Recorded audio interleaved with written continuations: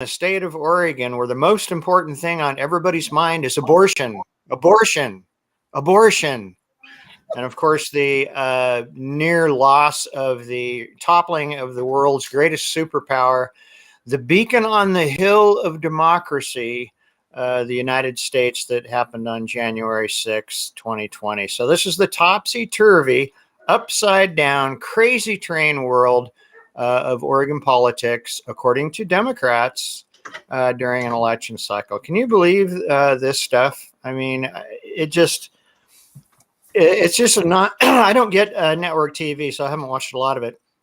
But what I have watched, it's just a nonstop barrage, and I'm starting to see it in my digital advertising as well, about abortion and Trump and abortion, and Republicans are going to take away your ability to, they're going to take away your birth control, and Republicans are going to force women to die in childbirth. And it's just the most ridiculous thing I've ever seen. It is the smell of desperation, I fear. And I think one of the stories that you had tonight, Sonny, is how much money Democrats are spending. So this is Captive Audience. I'm with Sonny Danforth, and my name is David Darnell. So are they pulling out all the stops and throwing all the money they can to try to one last grasp to hold on to power, Sonny? Well, they are. And when you have failed policies to run on, that's what you have to do. You have to try to get the attention somewhere else, like you mentioned, on abortion and where people are crying about the grocery bill and their fuel bill and rent. And I saw on Fox Business, before I go to the check writing this morning, that 25% of the businesses across America could not pay their rent. Wow. Yes, 25%. That's huge. That is huge. And so, no, it's not those other things, and we're only at 2 weeks or 3 weeks of diesel fuel left supply in America. There's much bigger issues, but the Democrats don't want their people to know anything about those types of things. And so, yeah, in this the governor's race here locally, they have written big checks. The Governors Association and tech tycoons are writing big checks to the campaign as it enters the final week. So Kotek now has raised $26.9 million, and Drazen has raised $22 million. Yes. Wow. I have not been keeping up, Sonny. The last time I looked, they were like 16, 17 million. So apparently some big checks have been coming in. Who's Kotek getting all her money from? Which commie rat bastards are they?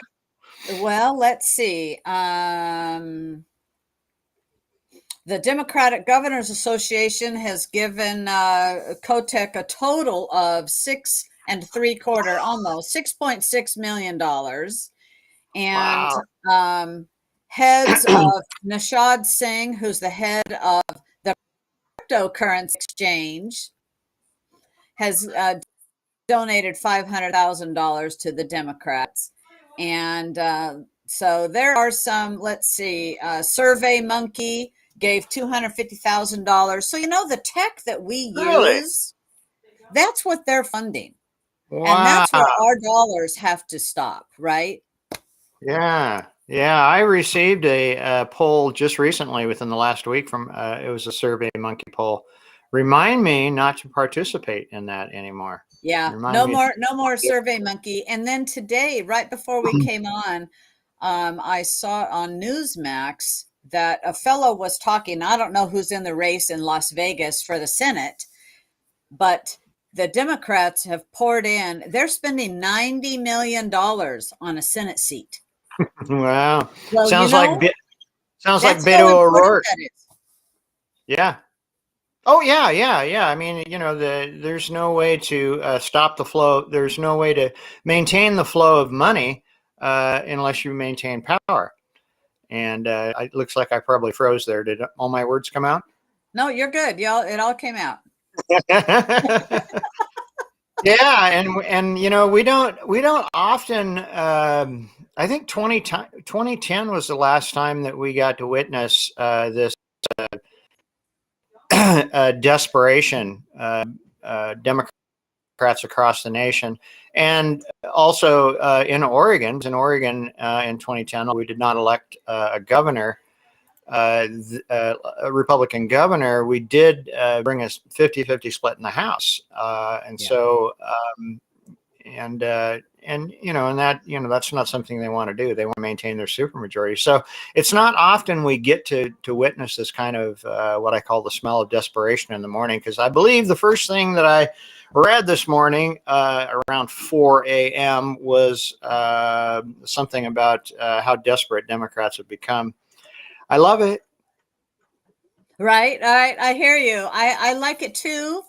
Um, in fact, I saw a post on social media that somebody had said that I don't know who the person is, but they're apparently in the know politically, right? And do predictions, have said that Oregon, by golly, is going to have a Republican governor, and I totally pray that that is true. And I know a lot of people are working hard for it. And Mike Erickson is in CD6. He's 4 points ahead. Really? Yeah, he's ahead by 4% today, and this is out yesterday, actually, out of Oregon Catalyst. And this is really good. And I will say, I had noticed the other day in an article that I read, was that the Democrats have pulled money out of CD5 and are pouring it into CD6, hoping to win that. And Yeah. because I think they're thinking that CD5 is a lost cause over there. Good. Yeah. That's my old CD. Yeah. That's my old CD. So I still have a place up there in what is now CD6. It sounds like it's been working for them too, because I think Erickson was pulling a little higher than that before they started throwing all the resources in there. But I don't specifically recall exactly what the numbers were. But yeah, the Democrats are going to spend their war chest this cycle, and I'm pleased about that. Yes.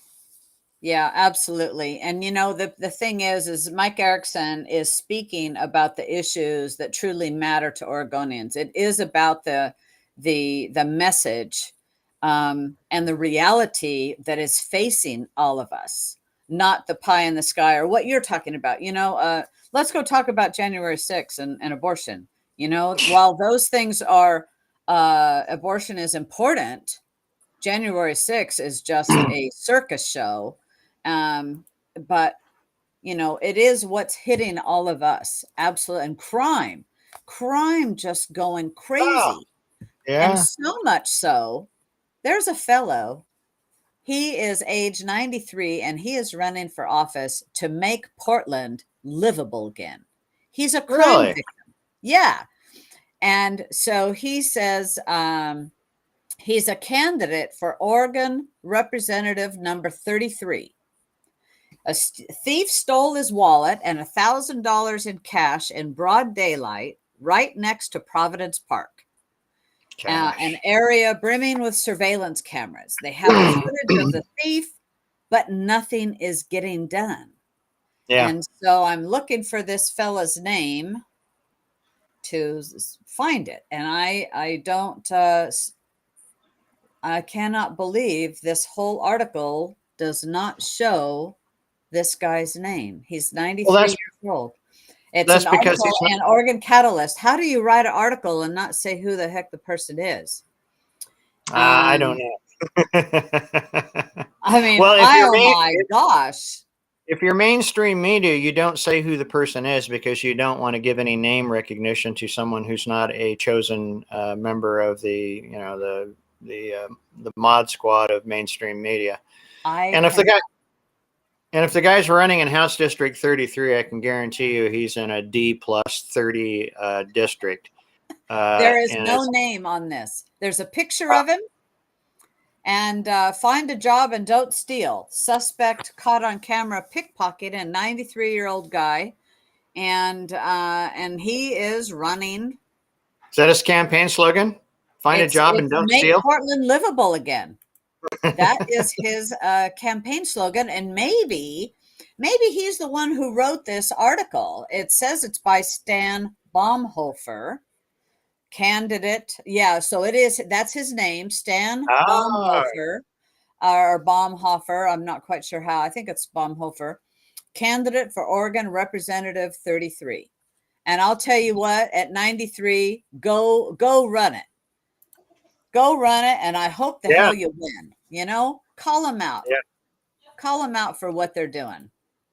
Yeah, somebody needs to. It's Portland has just degenerated into a cesspool of crime and violence, and man, it's no wonder people are moving out of there by the droves. It's also, I understand why Renee, I forget his last name, a moderate Democrat running for city council is doing so well against defund the police, don't pay your credit card bills, go get drunk at the casino, Hardesty. Yeah, call the cops on the Uber guy. Yeah. She's a cop hating race baiter, no doubt about that. And I'm glad she's looking down in the polls, and I'm glad. I mean, a Republican is not going to be elected to the most likely going to be elected to the Portland City Council, right? Right. That's just probably not going to happen because it's just it's a math game. Elections are math games. There's more Democrats than there are Republicans by a huge percentage, a huge number. So it's just not going to happen. But thank God that the Democrats in Oregon have become so far to the left that moderate Democrats are going, hey, I might not agree with the Republicans and I might not want to vote Republican, but man, you guys are just, you're way out in left field, pun intended here. And it's time to restore some sanity. And I know that's the Renee candidate is one of those candidates. I forget his name. Yeah, I don't remember. I know the first name of Renee as well. And I'm not in Portland, so what do I care, right? I'm not either. But I'll tell you, how goes Portland can how go Oregon, True.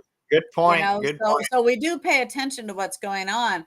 And I just posted another story out of the Oregon Catalyst about Alex Scarlato's opponent, Val Hoyle. Val Hoyle voted to purge records for child sex offenders. For individuals that had sex with a minor child. And I'll tell you that, to me, why do you want to? No, the question is, why is there so much being proponents of child abuse, sexualization of children, and then to let the sex offenders not file and not register or purge their records? Why is that? Why are they wanting to do that?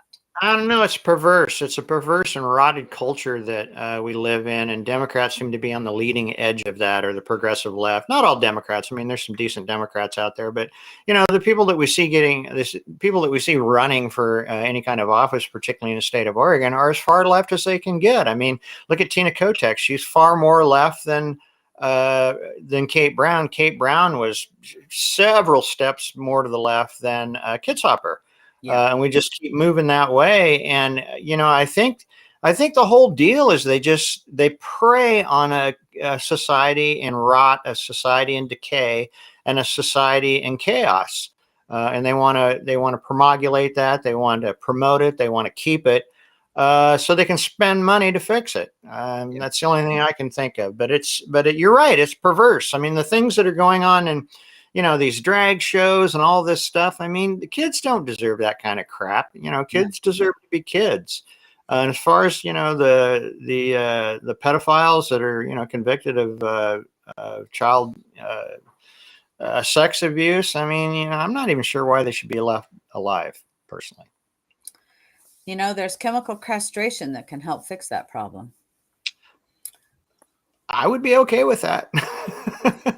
I didn't used to be a death penalty proponent. Really? And yeah, even as a conservative, my reasoning was that a society given enough time would necessarily, well, almost certainly, I guess, kill or put to death, kill a person, execute a person who is not guilty of the crime for which they're being executed. Uh, but the fact of the matter is there's just no innocent people, and I think some of these people probably deserve the same kind of treatment, or maybe it's even more humane to execute them than they gave their victims. But certainly, we can't thrive as a society that coddles criminals, that doesn't prosecute criminals, that lets them out of jail, that expunges their records, and does everything that we can to make sure that they can have another shot at victimizing people. I mean, that just it just does not make sense. We are a nation of laws, but and of too many laws. You've heard me say that. I think we have way too many laws, and a lot of them I don't like. Most of them I don't like. Most of them I think are unnecessary. But we're a nation of laws as opposed to a nation of rulers or men. Once we're no longer that nation, I'm not sure where we go from there. Well, we are a nation of laws, and we need to get back to being a nation of laws. We have laws on the books. We don't need more laws on the books. I No, think we God, we could have do all the away with laws. less laws, more freedom. And I'm not a proponent of gun-free zones. You know that. Gun-free zones is where the crimes happen, but holding people accountable. When they stopped spanking children in school, that was the end of accountability. When they started giving every kid a trophy that participated in sports, there's nothing to work towards. There's no You lose an meritocracy anymore. incentive for Yeah, making. I'm sorry. Go ahead. I said there's no meritocracy anymore, like you're saying. Exactly. That is it. And there's many things that we can attribute to the downfall, but what we have to do is say no more of that. And the voting can't be for the personality, it's for the desire that you want, for the governingship that we want, the candidates, that are going to give us what we would like to have back in our society, instead of, well, that one might not be, one thing I can't stand about them. Well, you know what? Those days are gone. We frankly have got to elect people that will stand up for our constitutional rights and the rule of law. So I'm going to change the subject now. Apparently, out of Clackamas Review, I'm not familiar with them, but I did run across this story of that. The opinion is Oregonians will broadly oppose ODOT's tolling scheme. And I'll tell you, this You is think? by our friend Les Poole. And Les, I'll tell you, we ought to have you on here talking about this. Clackamas County should not be the guinea pig for the pilot project study that will be expanded statewide. And so, I know he's a big opponent of the tolling and has done a lot of work on that. And that's something, that is over here where I live or down where you're at. If you think it's not going to affect us, we're wrong. All of us are wrong, because it will affect us. Oh yeah, it will affect. Well, the whole idea is, I mean, there's not enough people that have moved here from the East Coast where tolling is a way of life. To, I think, number one, support it.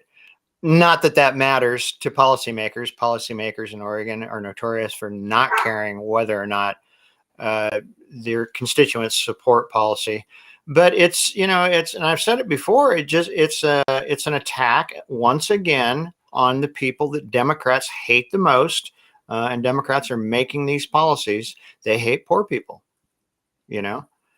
People like you and I, if we need to spend $10 or $15 to drive a freeway every once in a while, or heck, maybe even every day, we could do that. But man, with the economy the way it is now, with prices through the roof, with gas through the roof, with heating costs through the roof, that is a make or break for people who need to go to work. It is. And listen to this. Estimates of a $5 one-way toll on the bridge have been removed from the ODOT website and replaced with the statement that drivers won't be surprised by the costs of the tolls, and the cost cannot be determined until 6 months before the tolls take effect. Where is the transparency we deserve? Do you believe that? Well, I do believe it. And let me tell you why, Sonny, because prices are rising so much that even the state, the tax collectors can't commit to a rate. They might, the $5 is apparently no longer, well, it's no longer what it used to be. And it's apparently not enough to raise the kind of money that they want to raise with this tolling. So, I mean, they're hedging their bets in the Biden economy. Yeah, so I'll tell you what, kudos to Les for writing this article. I mean, my gosh, going, well, we'll just let you know what it's going to be. I hope it all fails. I absolutely hope that whole thing fails. And then I've got two more things.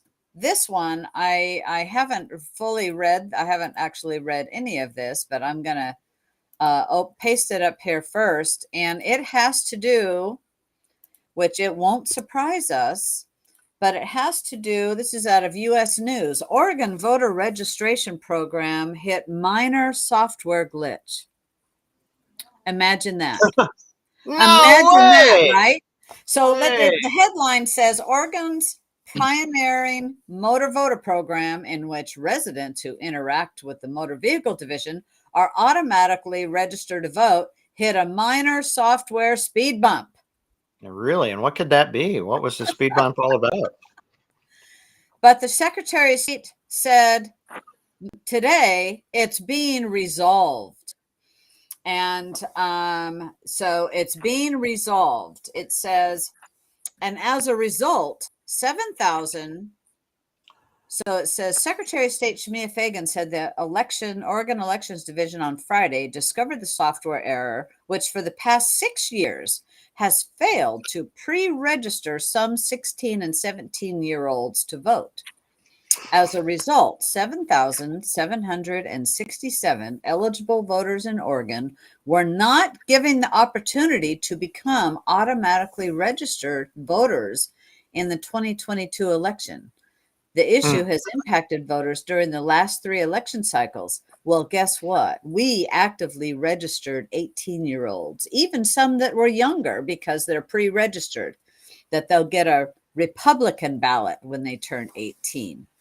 Nice. Of course, we did give them the warning, if when you deal with DMV, you better check your voter registration. So there you are. Fagan will direct Oregon's 36 county clerks to issue ballots to affected voters, those who will be 18 or older on November 8th. Gee, I wonder how they'll be registered. Yeah, exactly. Eligible voters not receiving their ballots in Oregon is unacceptable. So we'll just break the rules. We'll just break the rules and make them eligible. That's actually not good. It's you go, you know what? We're going to fix it after this election. I feel sorry for those people. Right. But the rules are the rules, right? Yeah, well, they're young people, obviously, and Democrats are looking for, they figure young people will vote their way. They're just they hold all the cards and they're willing to do whatever it takes to get elected, whatever it takes. Boy, aren't they willing to do everything and it's that's for sure. And I'll tell you what, the best news, or no, I don't know about best news, but some very good news, and you will like this. I'm not on Twitter, so I don't know. But in PJ Media, Elon Musk just pulled the plug on the Twitter censors. Really? Yes. Did you hear about that? No, I actually just walked in the door shortly before the show started, so I haven't really had a chance to look at anything that's happened today. So what he's done is he has frozen some employees' access to internal tools used for content moderation. So Mm. the social network is being overhauled, and he, being the chief twit, has frozen some of their tools, curbing the staff's ability to clamp down on misinformation ahead of a major U.S. election. Well, And thank most you, people Elon Musk. who, pardon? I said thank you, Elon Musk. Exactly. Exactly. Of course, the scaled back content moderation has raised concern among employees who believe the company will be shorthanded in enforcing policies in the run up to the U.S. midterm election on November 8th. Trust and safety employees are often tasked with enforcing Twitter's misinformation and civic integrity policies. Wow. Many of the same policies that former President Donald Trump routinely violated before and after the 2020 elections, the company said at the time. So there we go. The employees' loss of access could turn out to be a very, very good thing. Poor employees. Poor employees. I'll tell you what, that some of the reactions from Twitter employees after Musk taking the company private is just exemplary of this entitled generation. Yeah. Uh, or maybe it's not a generation, maybe it's just a sense of entitlement. Uh, it's just absolutely, if I were Musk, I would fire everybody. I think I would probably start over. Well, you Uh, can't do it overnight. You no, have to do it in steps. You totally have to do this in steps, and don't be surprised because he has taken it off the market. And I read somewhere the other day that he's bringing in Tesla data people to take a look at the coding. So you know what? He's hard at work to turn things around. I mean, the man doesn't seem to waste time by what I can see. So I think no, I don't think he does. He's 51 years old and he's the richest man in the world. So, yeah, he's not wasting any time. But I got 2 words for you, Elon. 2 words. And I want you to listen closely. Edit button. We need a freaking edit button. there you go. That's it, an edit button. Yeah. And something that they're also taking, I read on social media today that they're taking the little blue bird away, and you all have to sign up if you want it back to re-authenticate. It has to do with re-authentication of accounts and also monetizing some of that I had read. I don't have the full story, but it was maybe you're going to get charged monthly, I don't know. But re-authentication of the account. So I think he's trying to rid it of the bots. Yeah. Well, that's good. Yeah. Well, it is. I'm okay with that. I got a dozen Twitter accounts and none of them are bots because they're all me. Oh, there you go. There you go. They're not bots, but okay. Well, I don't have anything else. David, how about you? I don't either. I just, we're 7 days away, 1 week away from Yes, 7 days.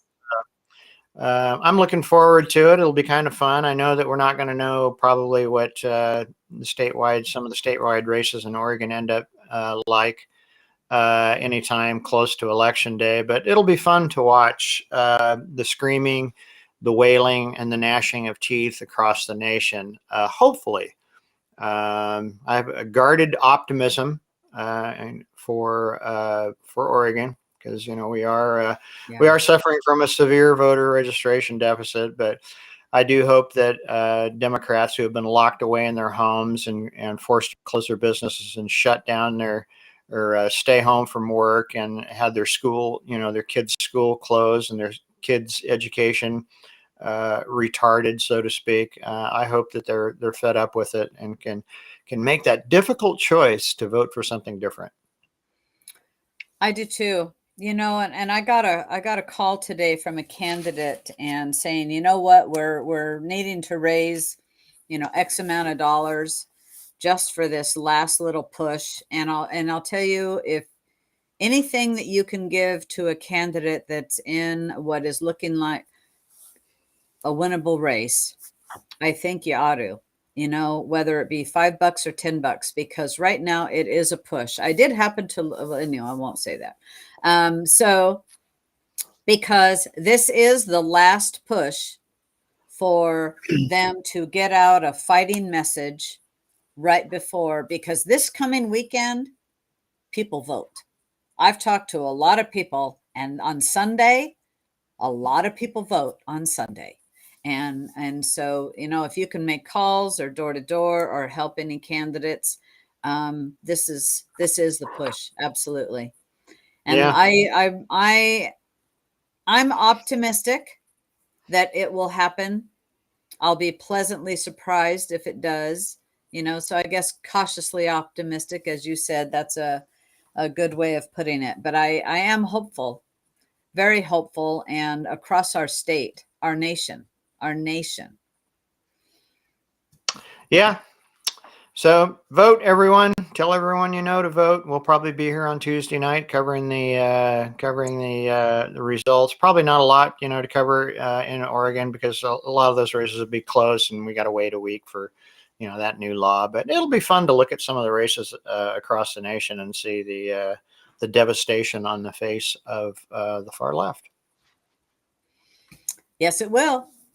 Okay. Well, hey, thank you for having me on, David. Well, thank you, Suni, for joining me. And you'll be back tomorrow with Dawn. Is that correct? I will. Good. I will. Thank you, everyone. Go ahead. Nope. Thank you, everyone, for joining us. And make sure and come back and to spend tomorrow evening with Suni and Dawn on Captive Audience. Everybody have a good night. Night.